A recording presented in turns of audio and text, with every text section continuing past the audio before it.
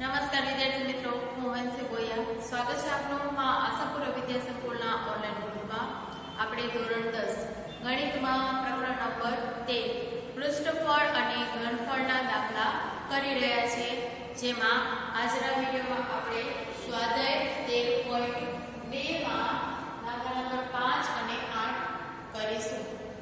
વિદ્યાર્થી મિત્રો, સૌપ્રથમ આપણે જોઈએ દાખલા નંબર 5. એક વાસણનું સ્વરૂપ ઊંધા શંકુ જેવું છે. તેની ઊંચાઈ 8 સેન્ટીમીટર અને ઉપરના ભાગની ત્રિજ્યા 5 સેન્ટીમીટર છે. તે ઉપરની ધાર સુધી પાણીથી ભરેલું છે. જ્યારે વાસણમાં 0.5 સેમી ત્રિજ્યાવાળી ધાતુની ગોળીઓ નાખવામાં આવે છે, ત્યારે 1/4 જેટલું પાણી બહાર નીકળે છે. તો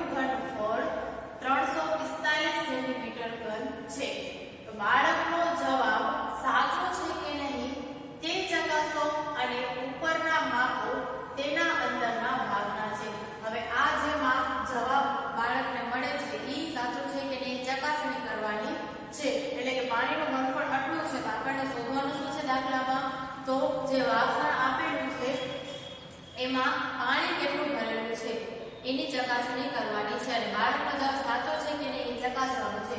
જો 345 આવશે તો બાળકનો જવાબ સાચો છે અને જો નહીં આવે તો બાળકનો જવાબ ખોટું છે. એટલે શોધવાનું શું છે તો પાણી કેટલું છે તેમાં. હવે વ્યાસ ત્રિજ્યા r બરાબર વ્યાસ ભાગ્યા 2 એટલે કે અહીં આપેલું છે 2 ભાગ્યા 2 બરાબર 1 સેન્ટીમીટર અને h બરાબર 8 સેન્ટીમીટર. હવે વાસણના ગોળાકાર ભાગનો અહીંયા આપેલું છે વ્યાસ, એના પરથી ત્રિજ્યા મેળવી લઈએ. એટલે કેપિટલ R બરાબર વાસણના ગોળાકાર ભાગ માટે કેપિટલ R બરાબર 8.5/2 સેન્ટીમીટર બરાબર 4.25 સેન્ટીમીટર કે જેને આપણે 17/4 સેન્ટીમીટર પણ લખી શકાય. હવે કાચના વાસણનું ઘનફળ બરાબર નળાકાર ભાગનું ઘનફળ વત્તા ગોળાકાર ભાગનું ઘનફળ. આખો કાચનો જે વાસણ છે જે બને છે એમાં ગોળાકાર છે અને નળાકાર બંને ભેગા થઈને કાચનું વાસણ બને છે. એટલે કે નળાકાર ભાગનું ઘનફળ વત્તા ગોળાકાર ભાગનું ઘનફળ. નળાકાર ભાગનું ઘનફળ πr² વત્તા ગોળાકાર ભાગનું ઘનફળ 4/5 પાઈ કેપિટલ R નો ઘન. આ સ્મોલ r છે એ નળાકાર માટે છે અને કેપિટલ R છે એ ગોળાકાર માટે છે. હવે બંનેમાં પાઈ કોમન છે એટલે કોમન લઈ લઈએ. પાઈ કૌંસમાં r² વત્તા 4/πr ઘન બરાબર પાઈની કિંમત અહીં આપેલી છે 3.14 લેવાની છે. એટલે કે 3.14 r કેટલું છે સ્મોલ r તો 1 ગુણ્યા 1 અને h છે 8 સેન્ટીમીટર વત્તા 4/r. હવે કેપિટલ R ની કિંમત કેટલી છે તો 17/4 એટલે 17/4 ગુણ્યા 17/4 સેન્ટીમીટર ઘન.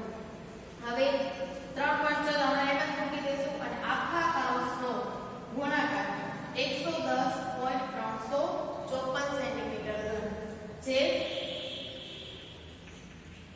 આશરે આટલું મળે છે. અને આ બંનેનો ગુણાકાર તો 346.51 સેન્ટીમીટર ઘન આશરે મળે છે. હવે બાળકને માહિતી કેટલી મળી છે 345 ની અને આ કેટલું છે તો 346.51 સેન્ટીમીટર ઘન. એટલે બાળકનો જવાબ સાચો નથી કારણ કે તેની માહિતી મુજબ વાસણનું ઘનફળ 345 સેન્ટીમીટર ઘન છે જ્યારે સાચું ઘનફળ 346.51 સેન્ટીમીટર ઘન છે. હવે આ સાથે આપણે દાખલા નંબર 5 અને 8 અહીં પૂર્ણ થાય છે અને સ્વાધ્યાય 11.2 માં તમારે છઠ્ઠું અને સાતમું બે દાખલા જે બાકી રહે છે એ તમારે હોમવર્કમાં લખવાના છે અને સ્વાધ્યાય 13.2 ના બધા જ દાખલા પાકી નોટમાં લખવાના છે. અને આ સાથે આપણું જે પરીક્ષામાં આવવાનું છે એટલું કોર્સ અહીં પૂર્ણ થાય છે. હાલમાં જે આપણું કોર્સ રાખેલું છે અહીં પૂર્ણ થાય છે. આના પછીના જેટલા પણ હવે વિડીયોઝ હશે આગળના જે આપણે ચેપ્ટર જોઈ ગયા છે ત્રિકોણમિતિને લગતા કે જેમાં જે આઉટ ઓફ જે કોર્સમાંથી બાદ કરી દેવામાં આવ્યા છે અને આ ચેપ્ટરના લગતા જે કોર્સમાંથી બાદ કરી દેવામાં આવ્યા છે તેના વિડીયોમાં તેના દાખલા થોડા ઘણા દાખલા તેના પણ આપણે કરીશું.